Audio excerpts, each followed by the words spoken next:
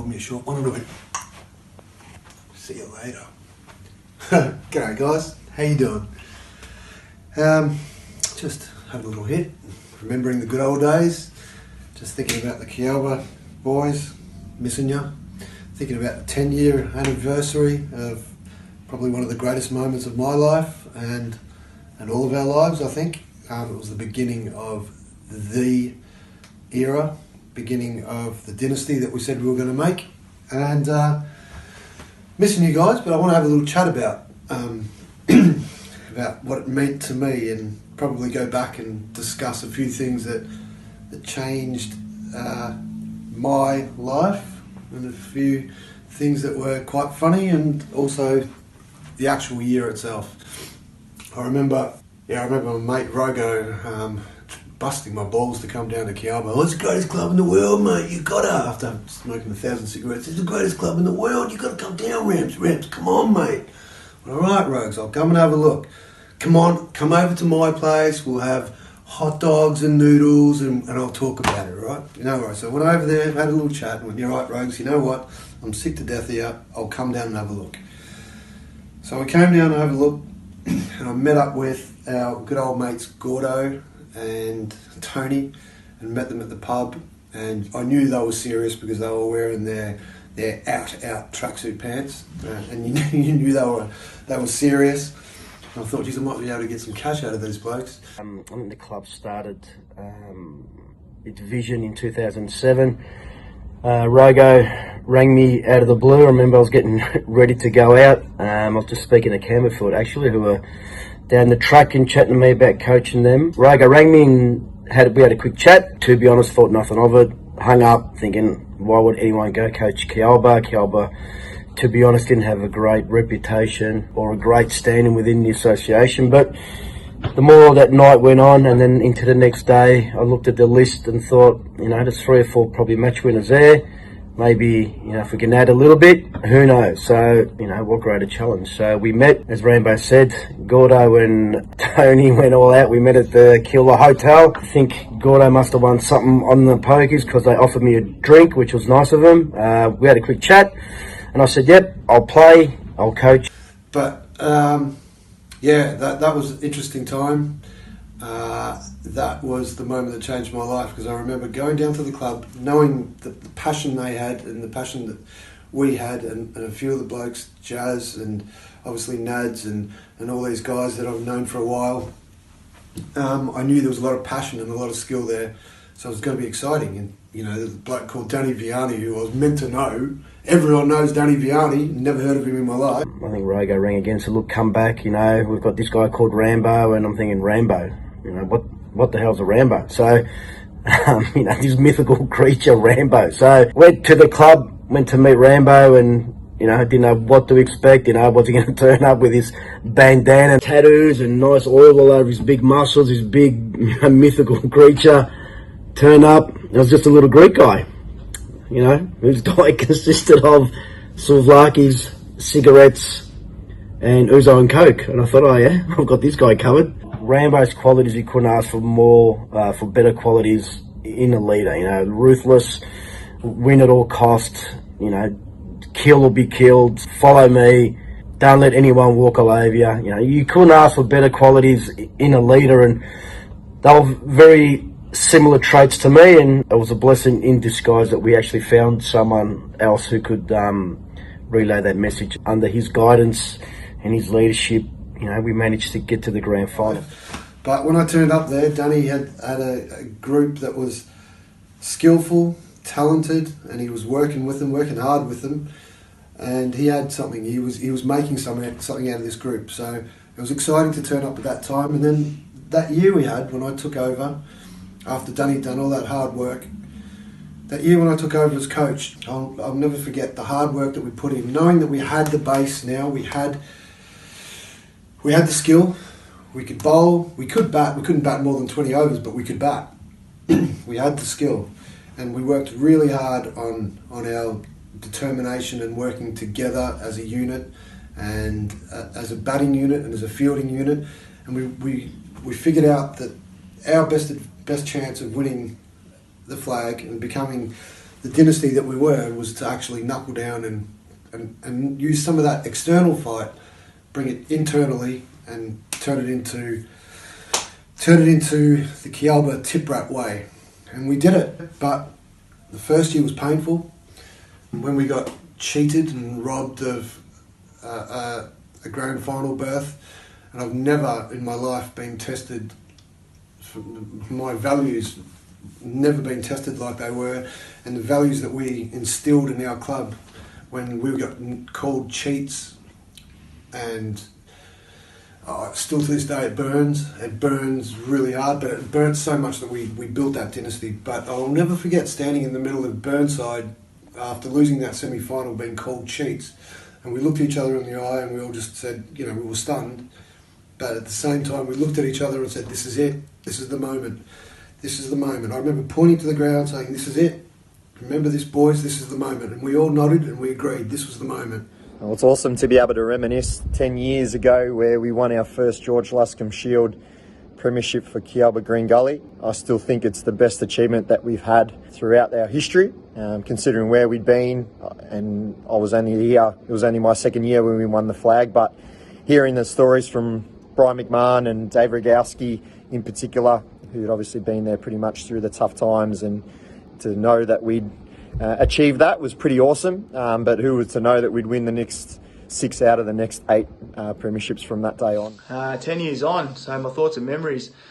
I remember getting to the ground reasonably earlier than usual. Weather-wise, I don't remember being too hot, don't remember being too cold, but I definitely remember leading into that week there'd been a lot of rain around. So the ground was actually still quite wet, quite lush, and therefore a little bit slower than usual, which probably benefit us being a bowling side more on the day one. For the warm-up, absolutely oblivious. I don't remember it. Shouldn't have played soccer, probably took a few catches. Even the toss, I don't remember who won the toss, but when we were bowling, I knew I'd be actually settle the nerves a bit more and happier to be bowling than batting. Before we went out to the game, there's this particular photo that just sticks out to me all the time now. Of the team before we going out, if you look at our faces and our body language, you could actually see there was a bigger picture about to happen after that photo was taken. So that day, memories, not a lot in the beginning. I guess we played soccer as we always did. I don't know who won the toss. No one, Harry, he probably did. Won a toss and batted. And I just remember thinking, I was very impatient. I wanted the day to be over with. I wanted it just to unfold quickly and find out if we won or lost. I just remember a lot of little things, reminiscing back with bowling in particular, bowling in the field. We took something like, I think it was 29 overs to get our first wicket. Not many teams win after that, having an opening stand for that long. But Jazz and Nads were unbelievable to start without luck. A lot of just shorts and just over the tops and missing stumps and things like that. So they bowled really well without reward. And then Trisso and Danny obviously did their thing and got the wickets required, and they bowled unbelievable. I mean, to bowl that many overs straight without giving them a chance was great pressure. But you expect that in the grand final as well. The grass was really long. It wasn't conducive to high scoring. And that next year, nothing was stopping us. I mean, that grand final was 2 days of, I think I smoked 1,000 cigarettes in 2 days. It was the most stressful 2 days of my life. But looking back now, it was just, it was a flash, and it was just absolutely incredible. Probably the most heartwarming moment of my life when we bowled first and watched the fattest, shittest, cheatingest bloke of all time, Mark Sayers, edge the ball through slips, past his leg stump, beat 2 or 3 massive shouts for LBW, scratch his way to 50, and I thought, this can't be happening. This actually can't be happening. It's not going to fall our way. Once we got him, and they just skittled, and we just fought our way into that game, and we just really battled hard and made sure this was our game. So Jazz and Nads opened the bowling, and I thought they actually bowled quite well, and I thought our fielding was pretty good too. But Pascoe were just grinding away. They weren't getting away fast, but they were starting to chip away. And before we knew it, they were none for 60. I think it was just after drinks that I got my chance to bowl. And even then, it took me a few overs to get into my spell. But I definitely remember my first wicket. I was starting to get the ball to move. And at the start of the over, I said to Rogo, I'm going to bowl 2 outswingers to Bigsy. If he leaves them both, come up to the stumps and I'll try and bowl an innie. When a plan like that works, it's just the best feeling. Third ball, bowled an innie, shoulders, arms, and took his off stump out. And that was our first wicket for the game, and that was my first grand final wicket, so that was just a terrific memory. I remember Nads and Jazz were bowling very well. They were a little bit unlucky. Pascoe had a lot of luck, which they normally did with Sayers at the top of the order. And I remember I felt the game, whilst it wasn't slipping away quickly, I thought we had to make a change. We had to do something. We sort of let it go along a little bit longer than what I thought, but then Rambo put Trisso on. The good thing about Trisso is once he's allowed to get into a rhythm, he's very hard to play. He's very hard to get away. He just starts buying his hand grenades and you just can't score off him. And I think that's what started the momentum stop, I guess. They had it all. So the momentum stopped and then got a wicket. Then Nad's got the run out and then it all started to slowly shift. It wasn't long after that actually Nadsy ran out DC, and all of a sudden it's gone from 1 for 70, to 2 for 80. But yeah, I remember a little thing where Nadsy actually got a run out from pretty much behind Rogo, standard. Dave Rogowski dropping a ball behind him and Nadsy picking it up from first slip and running the guy out. The bowler's end, that was pretty special, I thought. And then Danny come on to bowl, and bowling in partnerships with Danny is just, it's a good thing because he's just an amazing person and a great bowler. And he just bowled an absolute onion ball to Harry. Full toss, missed it, plumb LBW, and before we knew it, they were 3 for 90. Fantastic performance, Trisso. I didn't forget, I thought about it the whole time, and then when I did this video I forgot about it because you're a strange unit. But that grand final was incredible, buddy. Thank you for that day. Thanks, buddy. Hope you enjoy it too. And I remember thinking, just give me the ball. I just wanted to bowl. I was channeling thoughts into Rambo. I said, give me the ball. And for me, I hate sitting there and not being able to have an impact on the game. It's completely out of your hands. So at least if I had the ball, I could try and do something. Eventually, I got the ball. And I think what helped myself was that Trisso was bowling so well, was creating this enormous pressure that then they felt even when I was bowling. So, bowling with Trisso that day was brilliant. He created all the pressure in the beginning and I just tagged along. We got into a good rhythm. We got on top, we stayed on top. Our pressure, our voice, our in-your-face attitude that I think Pascoe missed a trick. They were on top when they had the momentum. Instead of forcing the issue, they sort of held back and batted for time. And I think they tried to consolidate that opening partnership when I remember thinking, bring in a Marzi or a Brett Barron and go for 10 overs and get the game out of our hands, but they didn't. They batted for time, brought us into the game, and eventually we just stayed on top. And I think we took 10 for 60 odd in the end, which was brilliant. Not long after that, we actually got Brett Barron out, caught behind, so they were 4 from 100. And to say it happened fast after that, it didn't. It was a slow grind, but I don't think any of their players scored over double figures after that. All up, I think we bowled them out for 125. Danny bowled, 17, 18 straight, and I bowled 25 straight. All in all, I thought it was a great bowling and fielding performance from us. I thought it really gave us a sniff. All we needed to do was string runs together with the bat. Everyone just needed to make 10 and someone go on, make a 25-30 and we were home. But in grand finals, anything could happen. So, it was a great bowling and fielding performance, I thought, from us. Then I think we had to bat, I don't know if it was half an hour or an hour or something on the end of day one.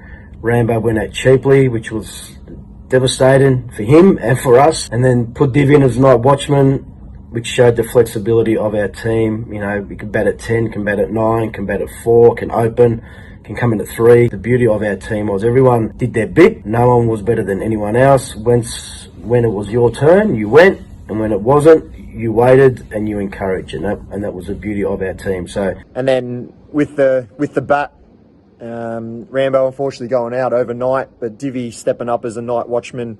Who'd batted at pretty much 9, 10, 11 all year and then ended up second top scoring. Didn't go out the night before. And then unfortunately for Rambo, he had to just sit and watch the whole day as captain and coach, which we all know folklore. He probably smoked about 3 or 4 packets of cigarettes throughout the day. But yeah, Divvy was unbelievable. I remember other little things like Rage walking out without batting gloves, which is in folklore now. Going into bat, I knew everyone was really nervous. Batting hadn't been our strong point throughout the year, and with 15 overs left to face in the day in a grand final is never easy. Rambo and Huey went out as openers. I distinctly remember Rambo falling quite cheaply and a lot of heart sunk there and then. But Divvy went out as night watchman, missed his chance to bowl this game, so he definitely had something to prove. And what him and Huey did to see through that day and the runs they put on was amazing. Even into the next day, they didn't fall cheaply straight away. I think Divvy made about 25 and Huey was about 17, 18 runs, but it was enough to get us a start. So they got us through to day one, and then I remember the next day just coming back, just the anticipation, the nervousness, are we going to win? Are we not going to win? And I think we got to about 5 for 70 at one stage. So I was looking quite tense for a while. Then I went in with Longy. I think we put on about 15, which he didn't score one of those. Good on you, Longy. Then I went out. I think it was about 10 to win or 7 to win or something like that. I batted with a lot of people that day, and the pressure was just immense. I didn't score a lot of runs, but I just wasn't making sure that they got me out. It ended up working in our favour, batting with the likes of Danny, Nads and Rogo towards the end when the pressure was on. There was 30 runs to get with 5 wickets in hand and then 3 wickets in hand. The pressure was building, and I think it took Rogo and I about 11 overs to score the last 15 runs or something like that. In stepped Evan Long. If we knew what we knew now, I don't think anyone would have panicked. That kid is an absolute champion, and he just battled away with things happening around him. Will started to wobble. I think we lost 3 quick wickets. We got chip-ins from Nadsy, even Danny, with some runs, even Rogo at the end. Rogo and Longy got us over the line. I remember Longy batting for long periods, and for a guy for such a young age, have great head on his shoulders. He just chipped away, stuck around. I think he knew if he stayed in we'd win, and we knew if he stayed in we'd win. We just had to chip in and help him, and to his credit, his 32 was probably worth 100 with a low total. Even 10 seems so much. So if you can make 5 or 10 towards the end, it's great. The little things stick in my mind. Rogo in particular, Dave Rogowski, I was getting ready to bat, and he said, mate, it doesn't matter what you do throughout the year, everyone remembers what you do in a grand final. That sort of put my mind at ease, and he's absolutely spot on. Everyone remembers the big games, the big moments. I turned favour with him with a quote where got the scores level. Rogo was pretty wound up at that point, and I said to him, mate, we actually can't lose. The scores are level, we actually can't lose. And the relief of Rogo's face and the weight of his shoulders just lifted, and I think if it was the next ball or the second ball after that, he literally whacked it wherever it was, and it went to deep mid-wicket, and we won the game. With Longy and Rogo at the crease, you just knew these two were not going to let it slip. And when the runs were hit, still not sure what the emotion was. I don't know if it was just relief or excitement, or you didn't know whether you wanted to cry, laugh, cheer. I wasn't sure, but the feeling, it was amazing, and we had accomplished something that we knew we were going to do, but we just had to do it, and when it was going to happen, just happened to be that moment. So it was just the absolute best feeling when those runs were hit and Rogo's bat went flying. And Jazz was the first running out, as he usually is. He comes sprinting out onto the ground, giving us hugs. And that next 15, 20 minutes was just a blur of just happiness, tears, champagne, the whole lot. But it was, a pretty awesome thing. And as you can tell, makes you smile just thinking about it. Yeah, so we won. Celebrations, I remember the winning runs. Huey and Divvy looked at each other. We looked at the club rooms, and everyone started bolting. So we bolted. Went on the ground, Rogo's going mental, bat in the air, F you, going mental, thinking we've done it. Who would have thought?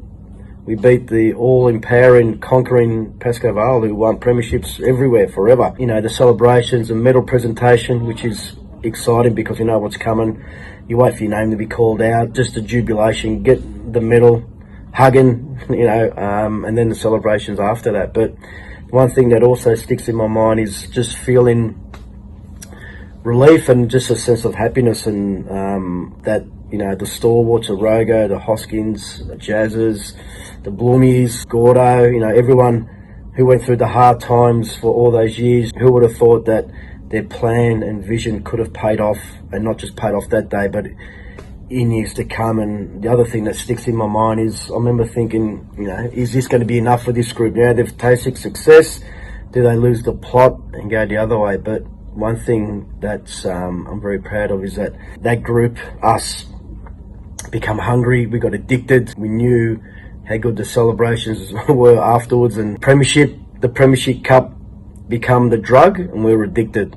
We were the junkies, so we wanted more and more. And who would have thought that from that day on we'd be where we are now? And yeah, it was such a great day. And then the celebrations later on were pretty impressive. We had broken table tennis tables in the old rooms. We had bricks flying everywhere. We knew that the rooms were getting redone, so fair to say that they didn't last too much time after that. Yeah, stock standard. We had Jazz naked or just wearing his vest, which seemed to be a common theme at the time. Blokes jumping off roofs, the whole lot. But as I said before, summing up, it was our best achievement by far as a collective, and most importantly, everyone chipped in throughout the year. But that grand final was one of the best games I've been involved in, and it set us off for the next few years after that. It was one of the most exciting and heartwarming victories I've ever had. It almost brings tears now thinking about it. Individual efforts like Longy and Divvy and Jazz with the ball, Nads with the ball, Danny just experience. It really warms my heart thinking about how amazing that group was. And that was the moment that we knew that this was going to be our dynasty. We built it from that hard-fought win, and from that pain, I'm still shaking from it now. That pain to that absolute exhilaration that next year was unbelievable, boys. Absolutely brothers for life. I miss you like crazy. You wouldn't believe how much I miss you. Thank you for everything you gave to me from that year.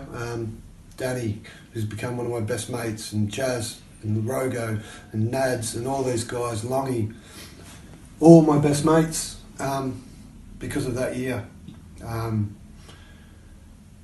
Have a great night, boys. I really, really miss you.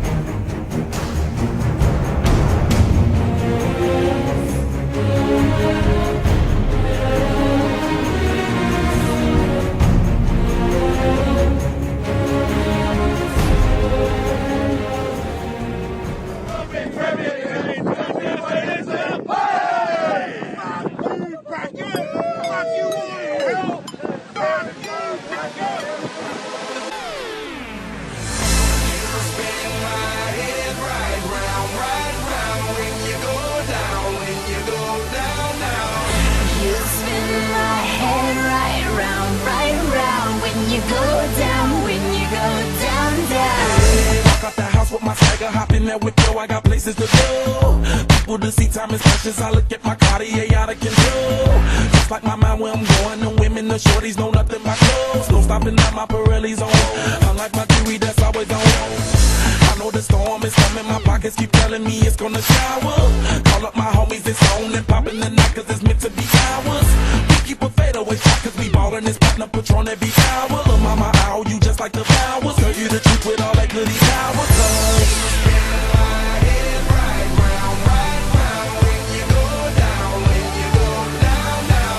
You spin my head right round, when you go down, when you go down, down. I watch her go. She got me throwing my money up. Ain't nothing more beautiful to be. It's going down. From the top of the pole, I watch her go. She got me throwing my money up. Ain't nothing more beautiful to be. It's going down. Hey, Charlie must know I'm the man. My money lover like a #1 fan. Don't open my mouth, let her talk to my fans. My Benjamin Franklin's. A couple of grands, I got rubber bands. My paper planes making a dance. Get dirty all night, that's part of my. We building castles that's made out of. She's amazing, on fire blazing, hotter than Cajun. Girl, won't you move a little closer? Time to get paid, it's maximum wage. That